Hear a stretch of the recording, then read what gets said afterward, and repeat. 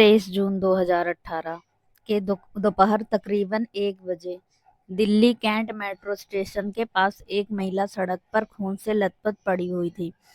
कुछ देर के बाद वहां से जो लोग गुजर रहे थे वो देखते हैं कि इस महिला का एक्सीडेंट हुआ है। तो उस महिला को देखने के बाद वो लोग तुरंत पुलिस को कॉल करते हैं। पुलिस को कॉल करने के बाद पुलिस मौके पे आती है तो देखती है कि महिला का जो है पूरा शरीर खून से लथपथ है। तो वो तुरंत एम्बुलेंस को कॉल करते हैं। एम्बुलेंस को कॉल करने के बाद जब इस महिला को हॉस्पिटल ले जाया जा रहा था तब तक इसकी मौत हो चुकी थी। जिस जगह पे ये महिला मिली थी उससे कुछ दूरी पर ही आर्मी का हॉस्पिटल था, जो ये पूरा एरिया आर्मी का ही था। अब पुलिस बॉडी को पोस्टमार्टम के लिए भेज देती है। किसी गाड़ी ने इस महिला को टक्कर मारी जिस वजह से इस महिला की मौत हो गई। लेकिन इस महिला के पास से ना तो कोई पर्स और ना ही कोई आईडी कार्ड मिला और ना ही इसका मोबाइल मिला, जिससे पुलिस को ये लग रहा था कि ये एक्सीडेंट का मामला ना होकर ये हत्या का भी मामला हो सकता है। अब इस महिला का एक्सीडेंट हुआ है या फिर इसकी हत्या की गई है, ये तो पुलिस को मालूम करना ही था। आखिर ये महिला कौन है, इसका नाम क्या है और ये कहाँ पे रहती थी, क्योंकि इसकी डेड बॉडी के पास से पुलिस को कोई भी आईडी प्रूफ नहीं मिला था। इसी के चलते पुलिस आसपास के जितने भी पुलिस स्टेशन हैं, जितने भी थाने होते हैं, उन सभी में इसके फोटोग्राफ्स और इसकी डिटेल भिजवा देते हैं, क्योंकि पुलिस का मानना था कि यह जिस परिवार की भी सदस्य होंगी, इसके घर न पहुंचने पे वो लोग इसकी मिसिंग रिपोर्ट लिखवाने यहाँ पर जरूर आएंगे। तो ऐसा ही कुछ देखने को मिलता है। रात के तकरीबन 8 बजे के करीब नजदीकी पुलिस स्टेशन में एक व्यक्ति आता है और वो पुलिस से कहता है कि दोपहर में उसकी बीवी घर से निकली थी, पूरा दिन बीत गया, रात तक अब घर नहीं पहुंची है, तो उसकी मिसिंग रिपोर्ट लिखवाना चाहते हैं। तो पुलिस यहाँ पर उस व्यक्ति को वही फोटोग्राफ दिखाते हैं जो डेड बॉडी उन्हें दोपहर में 1 बजे मिली थी। और ये फोटोग्राफ देखते ही वो व्यक्ति पहचान लेता है और पुलिस से कहता है कि कोई और नहीं बल्कि मेरी बीवी शैलजा द्विवेदी है। अब यहाँ से इस डेड बॉडी की शिनाख्त हो चुकी थी और साथ में पुलिस को ये भी मालूम चलता है कि ये महिला कोई आम महिला नहीं थी, बल्कि इंडियन आर्मी में मेजर के पद पर कार्यरत अमित द्विवेदी की बीवी शैलजा द्विवेदी है। आर्मी कंटोनमेंट एरिया में एक मेजर की बीवी की दिन दहाड़े मौत हो गई थी, तो पुलिस वाले यहाँ पर एकदम से कार्रवाई में लग जाते हैं और 6 टीमें इसके लिए गठित की जाती हैं। मेजर अमित द्विवेदी पुलिस को बताते हैं कि कुछ दिन पहले उसकी बीवी शैलजा द्विवेदी का एक छोटा सा एक्सीडेंट हो गया था, जिससे उसके पैर में चोट आई थी और पैर में दर्द रहता था, जिसके चलते वो लगातार आर्मी के हॉस्पिटल में फिजियोथेरेपी के लिए जाती थी। और आज यानी कि 23 जून 2018 को दोपहर 1 बजे वो घर से आर्मी हॉस्पिटल के लिए निकली थी और वहाँ पे उसे फिजियोथेरेपी कराना था, लेकिन रात तक घर वापस नहीं आई, तो उसका मोबाइल भी स्विच ऑफ था, इसलिए वो मिसिंग रिपोर्ट लिखवाने आए हैं। जब जैसे ही पुलिस को ये मालूम चलता है कि उस दिन शैलजा द्विवेदी आर्मी के हॉस्पिटल में फिजियोथेरेपी कराने के लिए गई थी, पुलिस बिना देरी किए हुए हॉस्पिटल में पहुंच जाती है। वहां पे छानबीन करने के बाद पुलिस को मालूम चलता है कि उस दिन शैलजा द्विवेदी हॉस्पिटल में फिजियोथेरेपी कराने आई ही नहीं थी, यानी कि घर से तो वो फिजियोथेरेपी के लिए निकली थी, लेकिन आर्मी के हॉस्पिटल में वो गई नहीं। इसी दौरान पोस्टमार्टम रिपोर्ट में आ जाता है। रिपोर्ट में साफ साफ ये मालूम चल रहा था कि पहले उसका गला दबाने की कोशिश की गई, उसके बाद उसके गले पर चाकू से हमला किया गया और उसके बाद उसे सड़क पर गिराकर उसके चेहरे पर 2-3 बार गाड़ी का टायर चढ़ाया गया ताकि उसकी शिनाख्त न हो सके। अब इतना ही नहीं, पुलिस को मालूम चल गया था कि ये एक सीधा साधा मर्डर का मामला है, लेकिन शैलजा द्विवेदी की किसके साथ दुश्मनी थी जो इतनी बेरहमी से उसकी हत्या कर दी, यही पुलिस को मालूम करना था। तो चलिए आज के इस वीडियो में शैलजा द्विवेदी हत्याकांड के पीछे की पूरी सच्चाई को बताने जा रही हूँ। आप लोग ध्यान से सुनिए, तभी समझ में आएगा। अब क्योंकि पुलिस को ये मालूम चल गया था कि उस दिन शैलजा द्विवेदी आर्मी हॉस्पिटल में नहीं गई, लेकिन यही सवाल था कि आखिर वो गई तो कहाँ गई। इसी के चलते पुलिस आर्मी हॉस्पिटल के बाहर लगे सीसीटीवी फुटेज को खंगालना शुरू करती है। तो 23 जून 2018 के दोपहर तकरीबन 1 बजे शैलजा द्विवेदी आर्मी हॉस्पिटल के मेन गेट के बाहर खड़ी हुई दिखाई देती है, लेकिन वो हॉस्पिटल के अंदर नहीं जाती है। कुछ देर के बाद वहां पर एक सिल्वर कलर की होंडा सिटी कार आती है। उस कार से एक व्यक्ति बाहर निकलता है। फिर वो थोड़ी देर तक शैलजा से बातचीत करता है वहीं पर खड़े होकर, और उसके बाद शैलजा को अपनी गाड़ी में बैठाकर लेकर निकल जाता है। अब पुलिस सीसीटीवी कैमरा को फुटेज चेक करती है, तो उसमें जो है उसका गाड़ी का नंबर क्लियर दिख रहा था। तो गाड़ी के नंबर से उसके ओनर की डिटेल निकालता है, तो मालूम चलता है कि ये गाड़ी किसी मेजर निखिल हांडा के नाम पर रजिस्टर्ड है।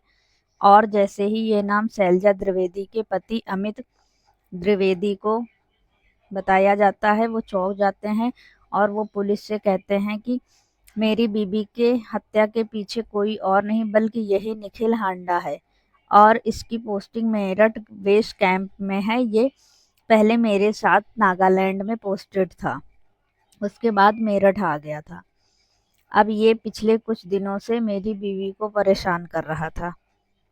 आप जल्द से जल्द निखिल हांडा को ढूंढ लीजिए।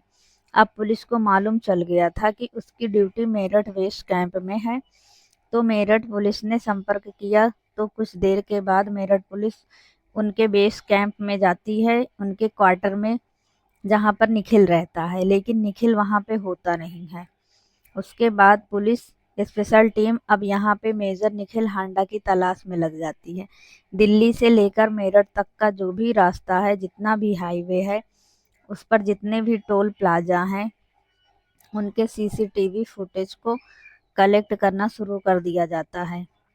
और एक सीसीटीवी फुटेज में मेजर निखिल हांडा की वो गाड़ी दिखाई देती है जो शैलजा को पिक करके लेके गई थी। उसी का पीछा करते करते दिल्ली पुलिस मेरठ तक पहुंच जाती है। तकरीबन 10 घंटे की मशक्कत के बाद पुलिस वहां पे मेजर निखिल हांडा को अरेस्ट कर लेती है।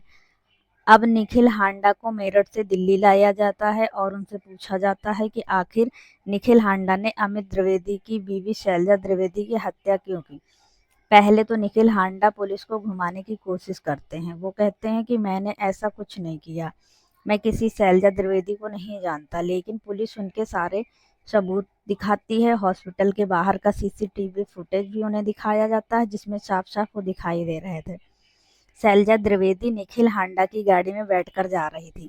साथ ही निखिल हांडा और शैलजा द्विवेदी दोनों के मोबाइल लोकेशन उसी वक्त उसी जगह पर थी। ये सारे सबूत देखने के बाद निखिल हांडा टूट जाता है और पुलिस को कहता है कि मैंने ही शैलजा द्विवेदी की हत्या की है। पहले मैंने उसे हॉस्पिटल से पिक किया, अपनी गाड़ी में बैठाया। कुछ किलोमीटर दूर जाने पे सुनसान रास्ते में मैंने उसका गला दबाकर मारने की कोशिश की। वो मरी नहीं तो चाकू से मैंने उसकी गर्दन पे हमला किया। जब वो मर गई तो मैंने उसे सड़क पर फेंक दिया। 2 बार उसके ऊपर गाड़ी चढ़ाई ताकि उसका चेहरा पूरी तरह से बर्बाद हो जाए और उसकी शिनाख्त ना हो सके। उसके बाद फिर वो मेरठ जाकर छिप गया। अब यह तो पुलिस को मालूम चल गया था कि शैलजा द्विवेदी की हत्या हुई थी, और ये हत्या किसी और ने बल्कि मेजर निखिल हांडा ने की थी। लेकिन सवाल ये था कि आखिर निखिल हांडा ने ऐसा क्यों किया। जब ये सवाल पूछने पर निखिल हांडा ने जो कहानी बताई वो वाकई में चौंकाने वाली थी। निखिल हांडा पुलिस को बताया कि 2015 में उसकी ड्यूटी नागालैंड में थी और वहीं पे वो अमित द्विवेदी की भी ड्यूटी थी। अब दोनों की ड्यूटी साथ में थी, इसलिए अमित द्विवेदी और मेजर निखिल हांडा की दोस्ती हो जाती है। कुछ दिनों के बाद अमित द्विवेदी मेजर निखिल हांडा को अपने क्वार्टर पर ले आते हैं। यानी कि अपने घर पे ले आते खाना खिलाने के लिए। और वहीं पे पहली बार निखिल हांडा की जो मुलाकात होती है वो अमित द्विवेदी की बेबी शैलजा द्विवेदी से होती है। शैलजा द्विवेदी दिखने में काफी खूबसूरत थी। इसने कई तरह के जो ब्यूटी कॉन्टेस्ट है उसमें पार्टिसिपेट भी किया था और कई कॉन्टेस्ट में भी विनर भी रही है। अब इनकी खूबसूरती पर जो निखिल हांडा है वो फिदा हो जाता है। धीरे धीरे यह अमित द्विवेदी के घर आना जाना शुरू कर देता है। इसके बाद उनकी दोस्ती शैलजा द्विवेदी के साथ हो जाती है। कुछ दिनों के बाद दोस्ती प्यार में बदल जाती है। अब ये मेजर निखिल हांडा और अमित द्विवेदी की पत्नी शैलजा द्विवेदी दोनों रिलेशनशिप में आ जाते हैं। ये फ़ोन पर घंटों घंटों तक बातें किया करते थे और ऐसे ही तकरीबन 2 से 3 साल का समय बीत जाता है। अब 2018 के जनवरी के आसपास मेजर अमित द्विवेदी की जो पोस्टिंग है वो दिल्ली में हो जाती है और मेजर निखिल हांडा की जो पोस्टिंग है वो मेरठ में ही हो जाती है। यहाँ पर जो निखिल हांडा है और जो शैलजा द्विवेदी वो दोनों अलग अलग हो जाते हैं, इसलिए वो ज़्यादातर फ़ोन पर ही बात करते हैं। वीडियो कॉल के द्वारा भी बात किया करते थे। जनवरी 2018 में एक दिन शैलजा द्विवेदी निखिल हांडा के साथ वीडियो कॉल पर बात कर रही थी। उसी वक्त शैलजा द्विवेदी के पति अमित द्विवेदी घर आ जाते हैं और इन दोनों को वीडियो कॉल पर बात करते हुए देख लेते हैं। कुछ रिपोर्ट्स में ऐसा बताया जाता है कि इनकी जो बातें थी वो कुछ अश्लीलता भरी थी और ये सारी बातें अमित द्विवेदी देख लेते हैं और सुन लेते हैं। यहाँ पर वो अपनी बीवी को बहुत फटकार लगाते हैं और कहते हैं कि तुम ये सब करती हुई अच्छी नहीं लगती, क्योंकि तुम्हारा 6 साल का एक बेटा है।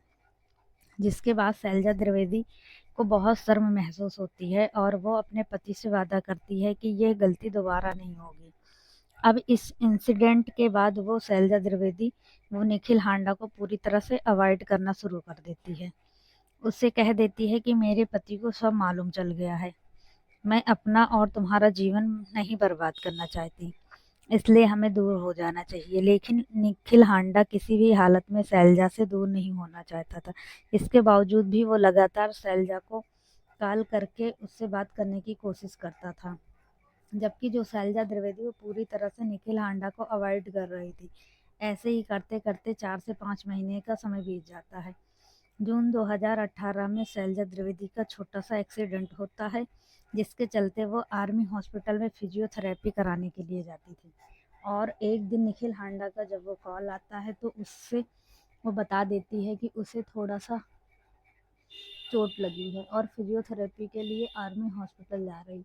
ये बात मालूम चलते ही निखिल हांडा प्लान बनाता है और वो हॉस्पिटल में जाकर ही शैलजा द्विवेदी से मिलता है। तो शैलजा द्विवेदी का जो कॉल करता है और कहता है कि 23 जून 2018 को वो तुमसे मिलने के लिए आर्मी हॉस्पिटल में आएगा।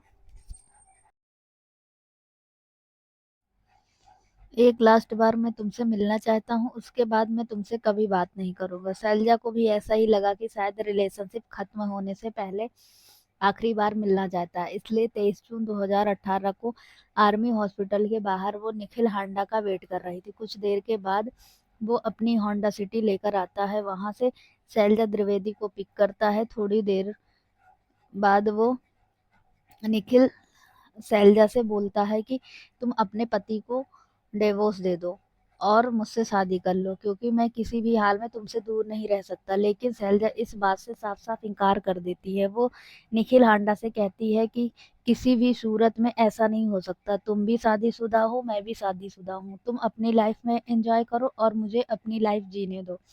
इसी बात पर निखिल हांडा भड़क जाता है वो और वो झगड़ा करना शुरू कर देता है। इसी के चलते निखिल हांडा शैलजा द्विवेदी का गला दबाने की कोशिश करता है। जब वो ये नहीं कर पाता तो अपने डैशबोर्ड से रखा चाकू निकालता है जो पहले से ही लेकर आया था। उसका मानना ये था कि शैलजा मान जाएगी तो ठीक है, वरना उसे मार देंगे। उसी चाकू से ये शैलजा द्विवेदी के चेहरे पर कई बार वार करता है और उसके बाद गर्दन पे हमला करता है, जिससे शैलजा द्विवेदी की ऑन द स्पॉट मौत हो जाती है। उसके बाद ये इसे दिल्ली कैंट के मेट्रो स्टेशन के पास सड़क पर डाल देता है और 2 बार उसके ऊपर गाड़ी चढ़ाता है ताकि उसका चेहरा शिनाख्त के लायक ना बच सके। और उसके बाद ये मेरठ के लिए निकल जाता है और उसके बाद पुलिस ने इसे किस तरीके से पकड़ा, पूरी इस स्टोरी के दौरान मैं आपको बता चुकी हूँ। तो इस तरीके से जो शैलजा द्विवेदी है उसके हत्याकांड का पूरा खुलासा हुआ। ये जो निखिल हांडा है ये अभी जेल में है, केस अभी तक चल रहा है, लेकिन इस कहानी से एक शिक्षा हमें मिलती है कि इंसान की छोटी सी गलती की वजह से अपना जीवन तो बर्बाद करता ही है, बल्कि अपने साथ साथ अपने परिवार और सामने वाले के परिवार को भी बर्बाद कर देता है। निखिल हांडा की गलती और जिद की वजह से उसने अपना परिवार बर्बाद किया और साथ ही शैलजा द्विवेदी का परिवार भी बर्बाद कर दिया। इसलिए सतर्क रहें, सुरक्षित रहें। ये वीडियो में आपको कुछ अच्छा लगे तो कमेंट में अपनी राय जरूर दें। धन्यवाद।